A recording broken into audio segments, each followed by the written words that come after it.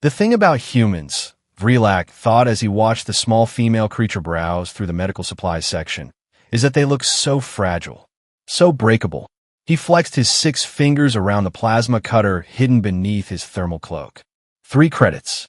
That's all the bounty office was paying for off-world human specimens these days. Live ones fetched more, but dead was easier, and Vrelak preferred easy. The girl couldn't have been more than 20 cycles old. Red hair pulled back in something humans called a ponytail. Freckles dotting her pale skin like someone had splattered her with paint. She hummed to herself, completely unaware that 4 of the galaxy's most efficient kidnappers were currently surrounding her position in the station's dimly lit marketplace. Target acquired, Vrelak whispered into his comm unit. Initiating extraction in 30 seconds. Copy that, Zorthan replied from the east entrance. Remember, Boss said we need her intact enough to harvest the organs. Humans have excellent kidneys, apparently.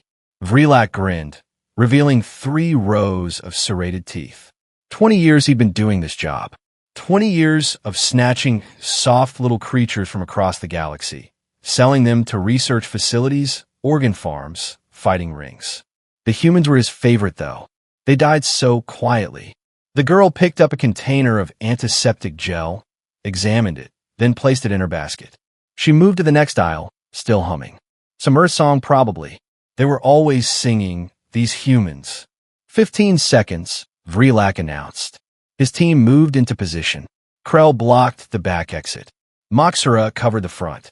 Zorthan activated the electromagnetic pulse that would disable the security cameras for exactly 45 seconds. Plenty of time. Execute. Vrelak lunged forward, his cloak falling away as he reached for the girl's shoulder. His hand was 6 inches from her jacket when she moved. Not quickly, not like someone who'd been trained in combat. She simply tilted her head slightly to the left, and his massive hand closed on empty air. "Oh," she said, turning to face him with eyes that were suddenly far too calm. "You probably shouldn't have done that." Vrelak laughed, a deep, rumbling sound that had made countless creatures void their bowels in terror. "Listen, little human. You come quietly, and maybe I leave you conscious for the trip. Maybe." The girl, she didn't scream, didn't run, didn't even look particularly frightened. Instead, she smiled, and there was something in that smile that made Vrelak's primary heart skip exactly 1 beat.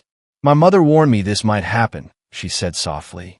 "She told me that some people in the galaxy are stupid enough to attack a human without asking questions first." "Your mother?" Vrelak scoffed, gesturing for his team to close in. "And what's your mother going to do about it, little girl?" "File a complaint." The temperature in the marketplace dropped 10 degrees in 2 seconds. The girl's smile widened. "My mother's name is Yelena Volkov, though most beings in this sector know her by a different name." Krell grabbed her arm from behind. "Enough talking. Let's go." That's when the lights started flickering. Not the normal flicker of faulty wiring. This was rhythmic, purposeful, like something was breathing in the electrical system itself. "Baba Yaga," the girl said, her voice carrying across the suddenly silent marketplace. "They call her Baba Yaga." Vrelak felt his second heart stop. No. Baba Yaga was a myth. A story criminals told each other to scare new recruits. The human woman who'd single-handedly destroyed the Krellian slave ring.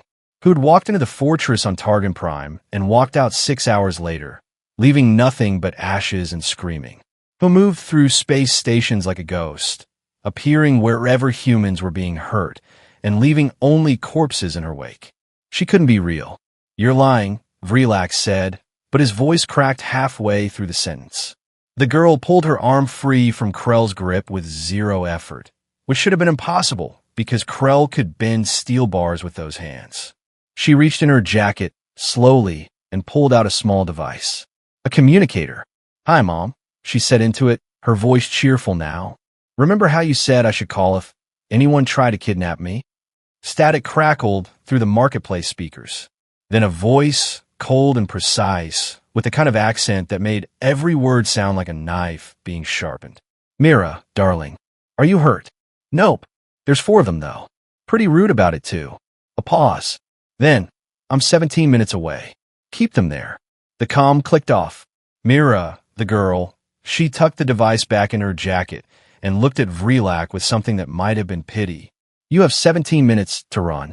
I'd suggest using them wisely. Vrelak's combat computer brain did the calculations instantly. 17 minutes to the nearest ship. Could they make it? His vessel was docked in Bay 47. That was 12 minutes at a dead sprint, assuming no security interference. Scatter, he screamed. Abort mission. Scatter now. But Mira moved to block the exit, and she wasn't moving like a victim anymore. She was moving like something that had been taught by someone who understood exactly how to make creatures like Vrelak very, very afraid. 17 minutes, she repeated. The clock is ticking. And trust me, you really don't want to meet my mother. Krell was the first to break. Big, stupid Krell with his pride and his 3 combat medals from the Outer Rim Wars. He charged at Mira, all 400 pounds of muscle and armor, absolutely convinced that one small human girl couldn't possibly stop him. He was on the floor, unconscious, before Vrelak even registered her movement.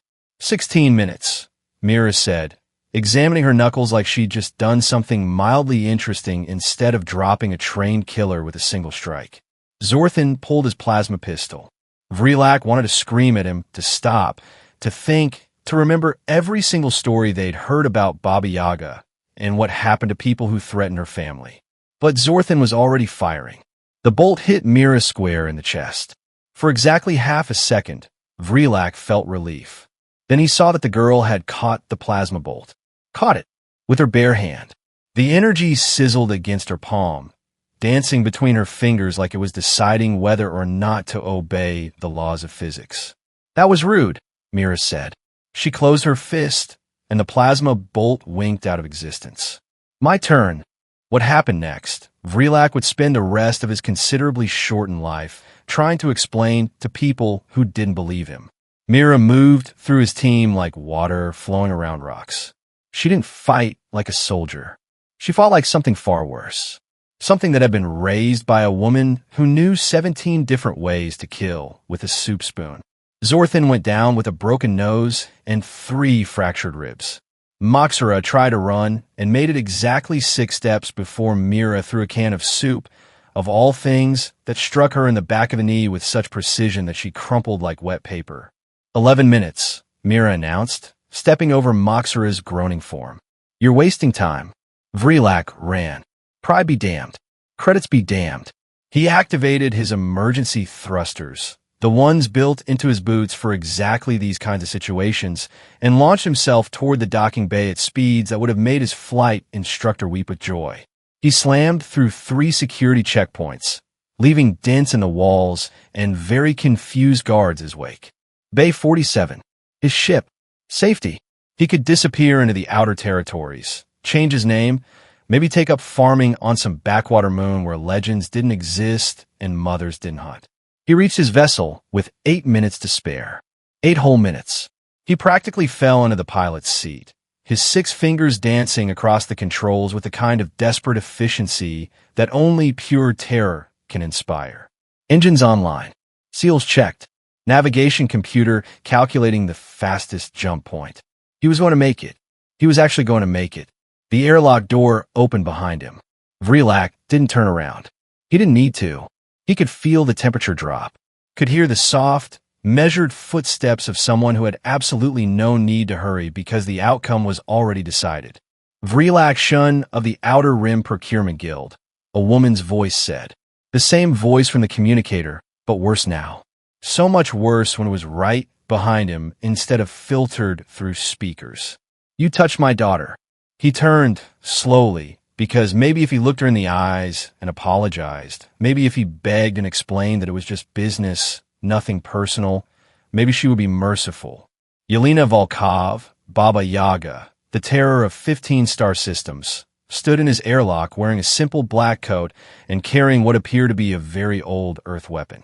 A pistol, projectile-based, primitive, utterly terrifying in her hands. She was smaller than he'd imagined. Older, gray streaked through her dark hair, lines around her eyes. She looked like somebody's grandmother. That somehow made it worse. Please, Vrelak whispered. I didn't know. I swear I didn't know she was yours. I never would have, please. Yelena tilted her head, studying him like a scientist examining a particularly disappointing specimen. You hurt people for money. You take them from their families. You sell them like objects. She paused. Did any of them beg you to stop? Vrilak's mouth opened. No sound came out. Did you show them mercy when they asked? The silence stretched. Somewhere in the station, an announcement played about scheduled maintenance on Docking Bay 12. Normal life continuing while Vrilak's was ending. Yelena raised the pistol. My daughter called me because she wanted to give you a chance to run. She's young, still believes in second chances. The weapon didn't waver. I'm not young, and I stopped believing in second chances around the time I found my sister in a facility like the one you work for. Wait. Vrilak held up his hands. I have information. The whole network. Names, locations, buyers. I'll tell you everything. Yelena smiled. It was the same smile Mira had given him, and Vrilak finally understood that this was genetic. This ability to smile while deciding your fate. This certainty. I already know everything, she said. I've known for 6 months. Been tracking your entire operation. Tonight was simply the night I decided to end it. The pistol fired once. 3 days later, every single member of the Outer Rim Procurement Guild received the same message. A video file. In it, Yelena Volkov sat in a comfortable chair, sipping tea, looking exactly like someone's harmless grandmother. My name is Yelena, she said to the camera. Some of you know me by other names. I have a daughter. Her name is Mira. She has red hair and freckles and a tendency to hum Earth songs in public places.